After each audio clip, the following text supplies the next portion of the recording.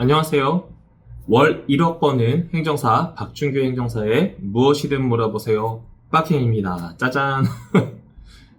BGM 넣어줄라나? 안녕하세요. 월 1억 버는 행정사 박준규 행정사의 무엇이든 물어보세요. 빡행입니다. 네, 오늘은 보시는 바와 같이 대전에 있는 삼성 세무법인의 MH 정책연구소 오늘 출근했습니다. 오늘 일요일이에요. 그래서 일요일날 신앙생활 교회 갔다가 또 이따가 1시부터 미팅이 계획돼 있어서 오늘 여기로 왔습니다. 그래서 이쪽으로 와서 미팅하자고 그래가지고 바쁘죠? 월 1억 버는 거 괜히 아니겠죠? 이 월 1억 때문에 의견이 분분합니다. 그건 나중에 알려드릴게요. 오늘 유튜브 주제는요, 오늘 또 유튜브로 한 2개 정도 촬영하려고 하고 있습니다. 2개 정도 촬영할 건데, 오늘은 이 조달 행정에 관한 거예요. 얼마 전에 4월 26일이죠. 지난 4월 26일 날, SBS 그것이 알고 싶다에 인재계곡 실종 미스터리, 미스터리에 이제, 빡행이, 출연했죠. 출연해서 실종에 대한 내용을 한 건 아니고, 그때 당시에 이슈가 있었던 어쨌든, 주요 인물에 대한 어떤 사업 관계에서 조달 행정이 나왔었는데, 그 내용을 한번 좀 참고하시면 될 것 같고요. 거의 1시간 가까이, 1시간까지 촬영하고 나온 거는 한 30초 정도. 늘 그래요. 그런가 보다 하고 있고.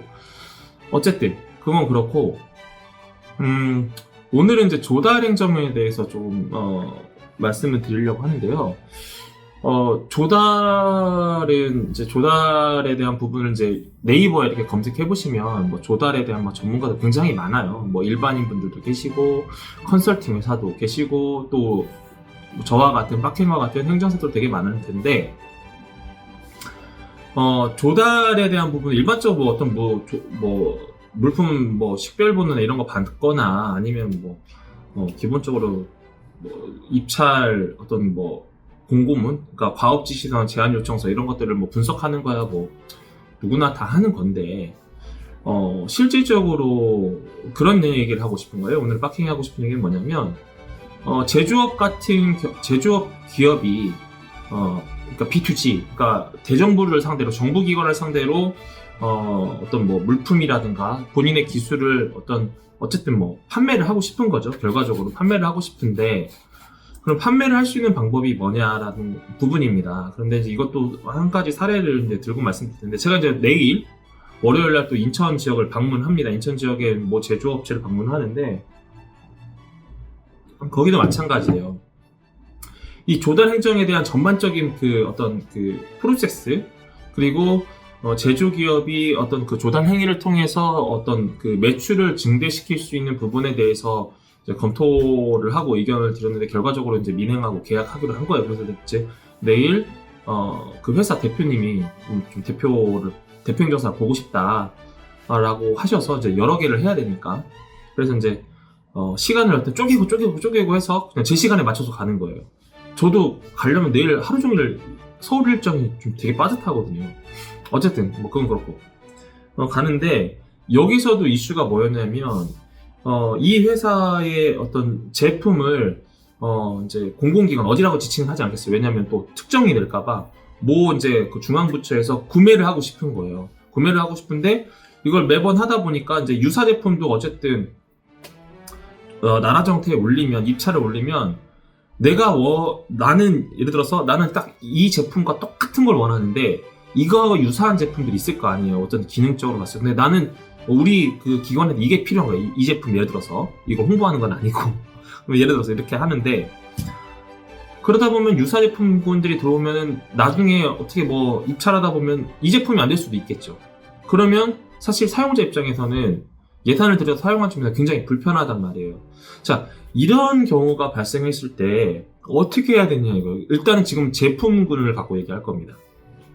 그러면 이 제품에 대해서 일단은 기본적으로 어떤 형식으로 분석을 할 수 있는지 해야 되는데, 이게 이제 막연하게 컨설팅을 하게 되면은 그냥 물품 등록하고 뭐 조달 우수 제품 가세요, 뭐 혁신 제품 가세요, 혁신 시제품 가세요 하는데 그거는 진짜 그렇게 컨설팅하면 안 되거든요. 이 전에도 아마 빡행이 조달에 대한 부분들도 아마 얼마 전에 그 유튜브에 올라가 있는 것 같았는데 이 조달 우수 제품 함부로 되는 거 아니거든요. 아무렇게나 되는 거 아니에요. 적어도 그때 말씀드렸던 것처럼 특허를 기반으로 해서 두세 개 주요 인증들이 있어야 할 수 있는 건데 그것도 없는 회사에서 그걸 하러 가면은 이 회사가 할 수 있냐 이거죠. 그런데 우리가 해야 될 일은 뭐냐, 이걸 갖고서 예를 들어서 판매를 하려고 하는데 말 그대로 이걸 판매하기 위해서 2년이 되든 3년이 되든 기다려라 할 수는 없잖아요. 인증을 만드는 동안.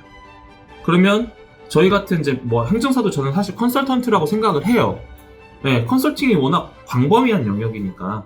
그리고 또 행정사를 컨설턴트라고 하면 싫어하시는 분들도 계시는데 뭐 맞죠. 컨설턴트죠. 뭐 변호사들도 법률 컨설팅을 하는 거고 세무사들도 세무 컨설팅을 하는 거니까 우리는 행정 컨설팅을 하는 거 아닙니까? 어쨌든 항상 그런 분들이 계셔서 제가 말씀드리는 겁니다. 어쨌든 빡행이 그 상담이 들어왔을 때 자료를 바라보고 하니까 다른 이미 이제 항상 뭐라고 했죠? 민행은 맨 마지막에 와요. 다 하시고 민행한테 맨 마지막에 물어봐요. 그래서 민행도 비슷한 얘기 한다. 그러면 금액이 약간 저렴한 데로 가는 거죠. 어쨌든 시장 논리는 어쩔 수 없죠. 그것까지 뭐라고 할 수 없으니까. 왜 자꾸 이상한 소리 하지? 어쨌든 그렇게 왔는데 이 제품 같은 경우, 예를 들어 이 제품 같은 경우에는 이거 아니라고 했어요. 제가 예를 들은 거니까. 이 제품 같은 경우는 제가 검토를 해보니까 조달 우수 제품 가기에도 어려워요. 왜? 특허밖에 없고 아무것도 없어. 근데 이 제품을 조달 우수 제품 하기도 애매해. 그러면 다른 것도 붙여야 되는데 그러기엔 시간이 너무 오래 걸려. 그러다 이제 검토하다 보니까 또 조달청에서 또 만들어놓은 뭐라고 하죠?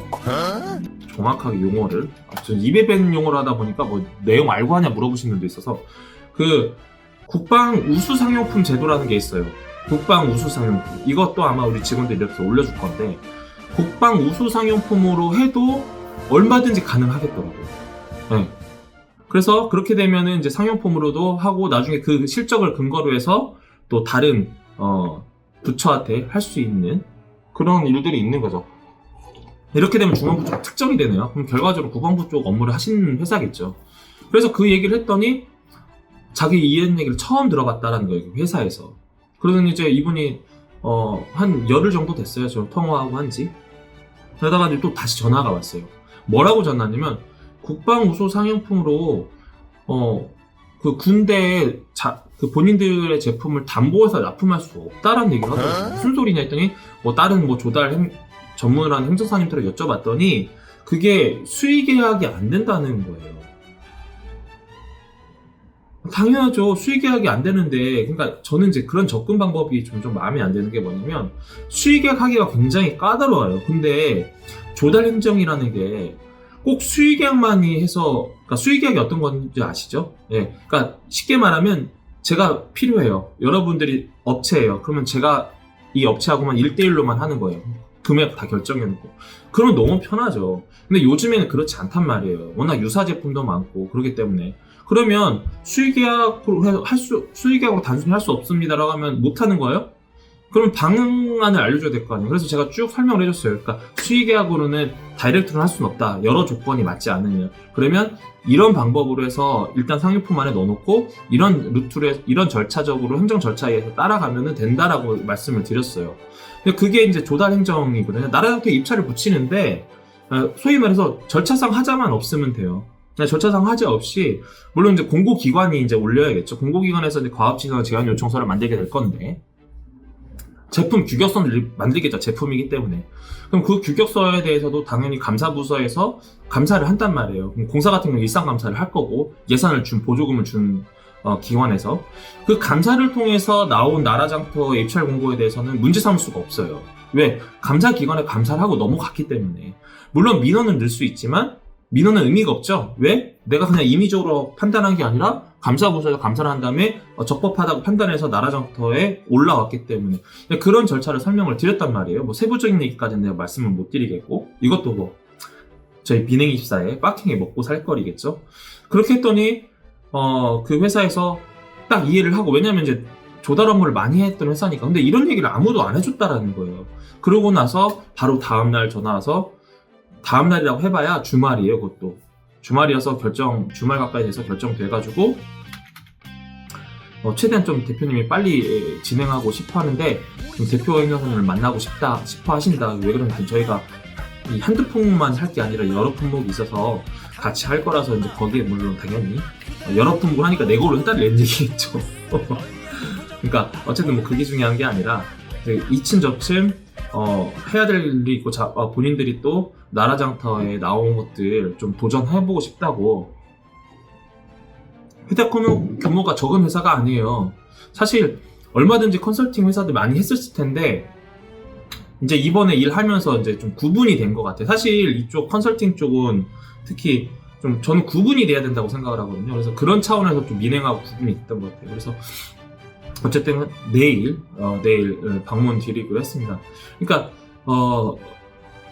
제가 이 유튜브를 하는 건 뭐냐면요.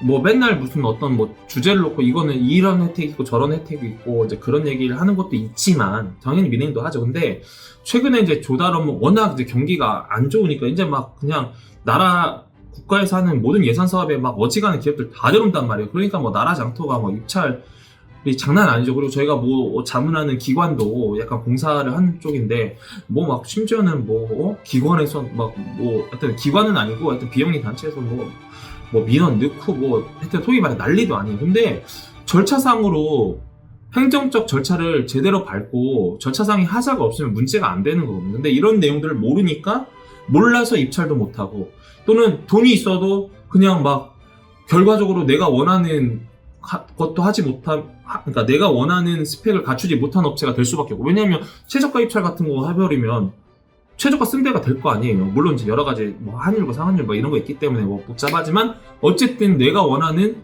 제품, 나는 이 제품을 받고 싶은데 뭐 이런 게 올 수도 있는 거예요. 기능적으로 비슷하다고 가정을 하면. 그래서 그 조달 행정에 대해서는 좀 명확하게 알고 일을 하시는 게 굉장히 좋을 것 같았고요. 그래서 그런 부분들이 좀 궁금하시고 하시면은 여기 뭐 또 저희 직원들이 내용을 올려드릴 테니까 민행에 전화하셔서 전화하시면 저희가 자문해드릴 테니까요. 그렇게 이해하시고 연락 주시면 감사하겠습니다. 금방 10분 지나가네요. 자, 오늘 여기까지만 하고 다른 내용으로 하나 더 촬영하도록 하겠습니다. 그러면 다음에 봐요. 안녕.